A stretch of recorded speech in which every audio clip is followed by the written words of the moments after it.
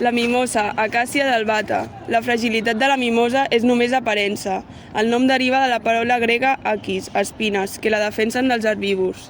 A més de florir a l'hivern, quan la majoria d'arbres reposen, té un gran potencial colonitzador, a través de tiges horitzontals subterrànies, els rizomes, d'on surten branques verticals que acaben esdevenint nous arbres.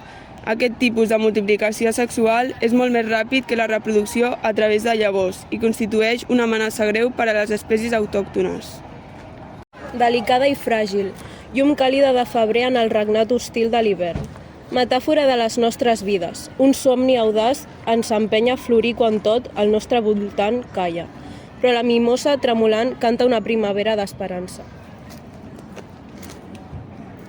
La mimosa, de Núria López García. És primavera, m'ho promet la mimosa florir al febrer. M'enganyen les llimones i manteix blanc l'ametller. Un dia, quan estàvem al peu de la paret i el cel era d'aquell blau de nit, que encara no esborra les coses, van encendre els fanals i vaig veure que l'arbre que teníem al damunt era una mimosa. Començava a florir i tot el temps de la florida va ser molt bonica.